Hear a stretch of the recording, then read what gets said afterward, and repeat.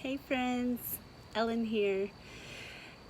I'm hitting record at 11:48 p.m., but I was bound and determined to get this done within the calendar day because I'm really trying to hold myself accountable to this challenge, because for me this challenge is really the intention, the personal intention is to develop a practice of processing and sharing verbally, speaking. I know I mentioned that in the first video, but it's so easy for me to just get wrapped up in the mundane, task of daily life of keeping, my kids healthy and, tending to their needs. And I am staying, like I said, with my mom whose health is failing, and so there's a lot to do there, and just managing the house and all of that. So as you may or may not be able to tell, I'm back across the street in my house, and that really speaks also to me, or like the contrast I feel from being over there and the kids being with their dad, and me really having that time to rejuvenate and be alone and just really practice a lot of self-care, and then kind of coming back into a little bit more of a chaotic environment, how much that affects my discipline with something like this. It's so easy for me to put this on the back burner. Also the fact that I didn't do it first thing in the morning, because the other videos, I did fairly early in the day. So that's something that I'm observing too, is that the longer I wait, then the easier it is to put it off. But also, I want to be fluid with this. I don't want it to be really rigid, because I want it to reflect my actual experience, so that when I look back on it, I'm able to see what's working and what's not, and also just for anybody that happens to be tuning in, to be able to relate in a very real way, because this is my life and it can be chaotic at times. I have I always want to say 6, but she just turned 7 in January, so I have a 7-year-old daughter and a 9-year-old son. He'll be 10 this year. And of course, with the school closings, I went from having my daytime from 8:30 to 3:30 to having to homeschool. So that was a huge adjustment too. So I'm trying to be easy on myself.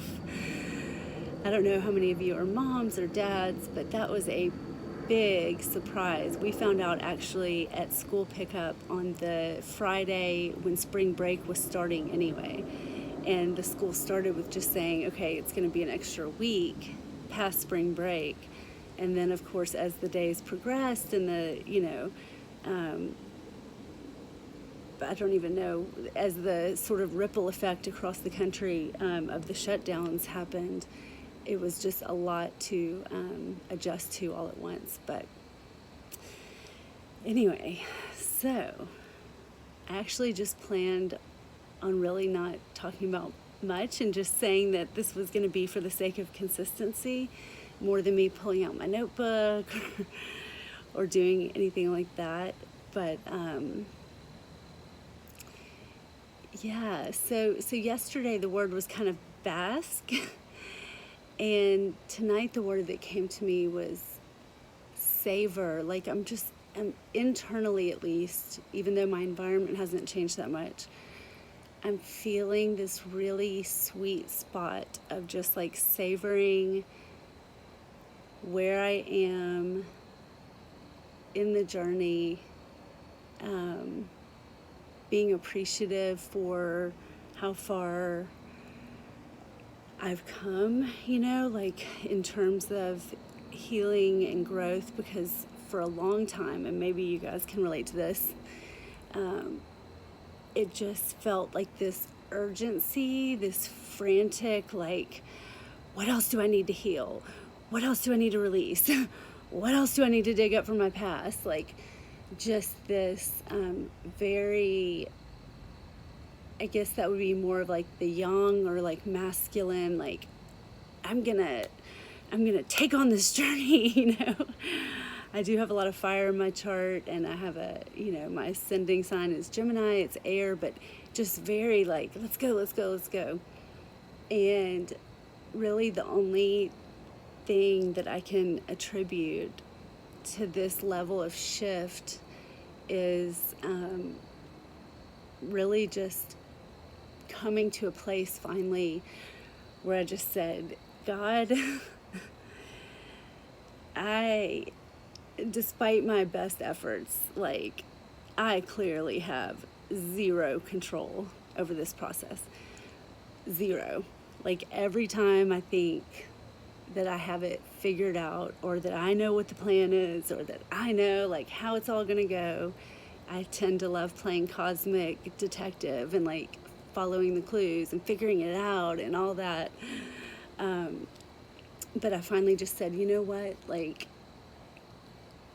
I can't do it anymore. You know, it was during a really low spot last week. I mean, it was really just that last few days before the new moon where I just hit a wall. I was just like, you know what? It was one of those days where I felt like I just kind of want to go back to just not being on the path. That was a part of me, because of course that's not, you know, that was a reactionary feeling towards just complete and utter overwhelm and confusion and just sort of, I don't want to say despair, because it wasn't, I've been in despair before. It was more of just an exhaustion. I think that's what it was, just exhaustion. And in that letting go, you know, we always hear about surrender and blah, blah, blah, which to me was such a foreign concept, because I very clearly was shown once I became a mom that I am very much a control freak. I would have never classified myself as that. Like, never. I mean, I'm like pretty easygoing, go with the flow, or at least I thought I was. But all of that inner control freak came out when I became a mom. And so I think it was like 10 years of that energy.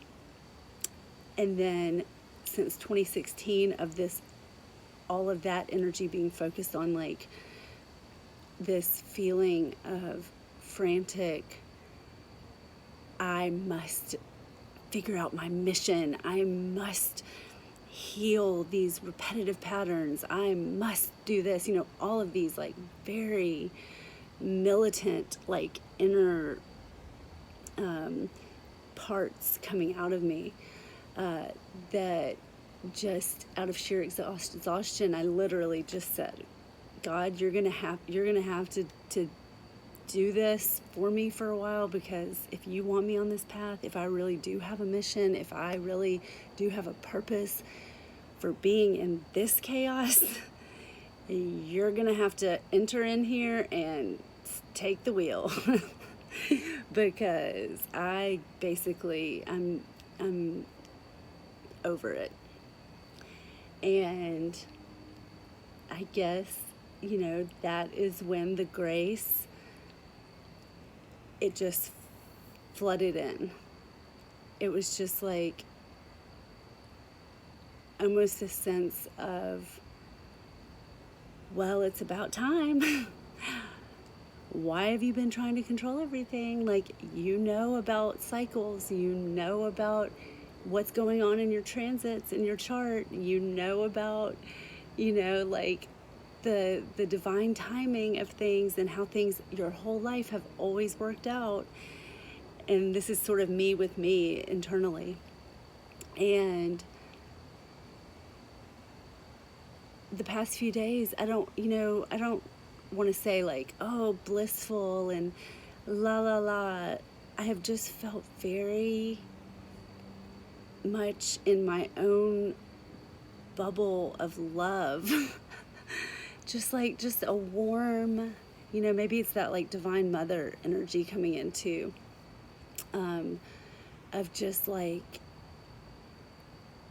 you can relax in the knowing in your heart that you are loved, you are guided, you are protected.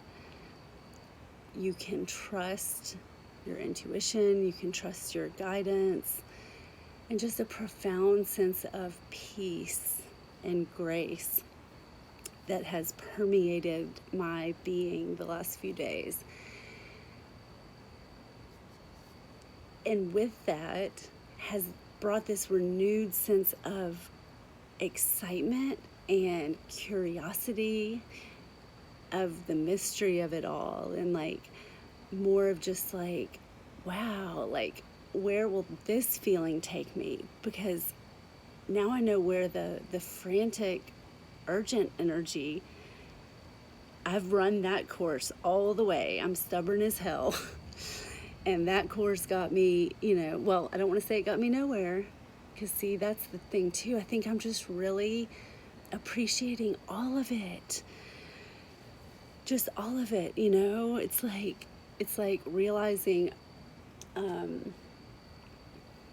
maybe it's that bird's eye view of kind of reviewing just some of the ways that this path has twisted and turned since 2016, and sort of seeing the beauty in it, just seeing like maybe having compassion for that self in 2016 and having compassion for that self in 2017. And a particular sort of like scene stands out in my mind, but there was a moment at the end of 2017 when I was moving into the kids and I's first rental after the divorce, and I was moving things in. They weren't moving in with me yet. I was getting things set up. It was literally just like an empty house. And I had slipped on the ice on the front steps. Like, it was just rough. I was processing, the whole moving out of the house that I had found for our family, and that found for a really good deal, and we renovated, and, it was just a lot of letting go. And I laid on this floor that hadn't even been probably cleaned yet, and was just like fetal position, pain, just emotional pain, physical pain from falling, and just really in it, just really in the thick of the enormity of the transitions that were happening in my life, and happening rapidly somewhat, and also just intensely. And so I think being able to sort of look back from there to here in such a relatively short time, even though it didn't feel short, and just having some love for myself, just some love, like, wow.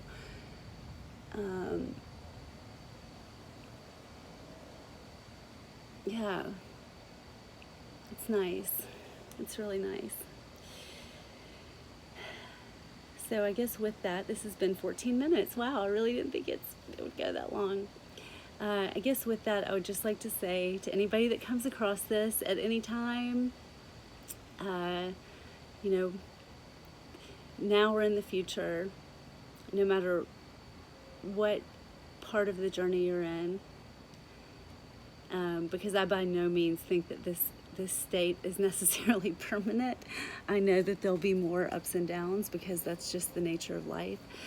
But my message right now to anybody watching this, and maybe to myself in the future when I'm in another crazy spot, is just that no matter what it seems like in this moment, there is a grander plan that your soul was involved in creating the blueprint for, and that because of that, there is a still small voice inside of you that always knows the way, that always knows that every experience, even the quote unquote bad ones, are necessary.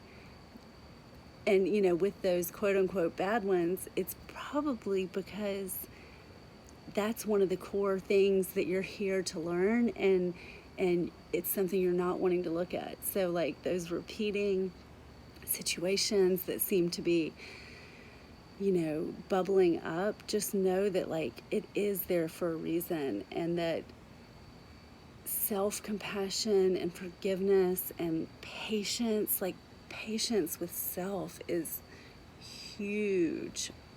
Patience with self has been huge for me, let me say, because I tend to be very impatient, way more so with myself than other people.